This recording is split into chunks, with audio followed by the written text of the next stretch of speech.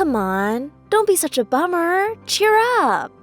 These were the phrases I always hear when I'm not hiding my state behind smiles and jokes.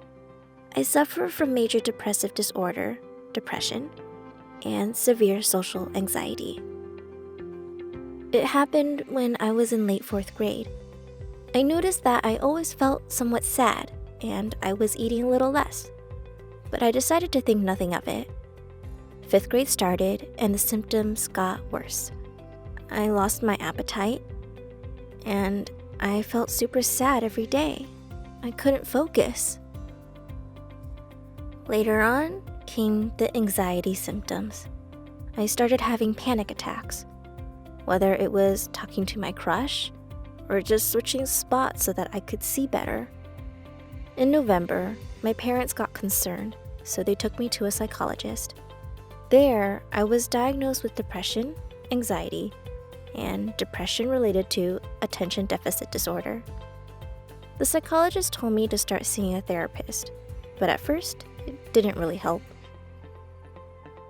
The only thing I did was taking antidepressant medication, and I tried out other things that I thought would help me since the therapist wasn't helping.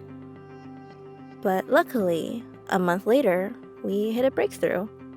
We found out my depression was being caused by a drastic negative body image and how mean my parents can be sometimes.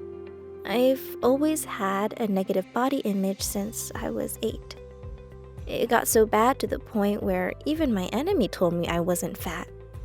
The therapist actually started helping from then on, and my condition got a bit better. My attention deficit disorder was becoming less important in my body. Now I'm on special anxiety medicine that is semi-antidepressant, and my life is no longer falling apart. I eventually stopped thinking about suicide and started thinking about a dream life. I threw myself into what I enjoyed, singing and writing comics, and started thinking about my crush and how to be better than my enemy without hurting anyone. I recently got the courage to write a candygram to my crush. Sadly, I still suffer from terrible mental disorders, but at least I feel that it's getting less and less every day. My life is getting better and better. If you suffer from the same mental disorders, hang tight. It will all get better. As Pink would sing, "Where there is desire, there is gonna be a flame. Where there is flame, someone's bound to get burned. But just because it burns doesn't mean you're gonna die. You gotta get up and try."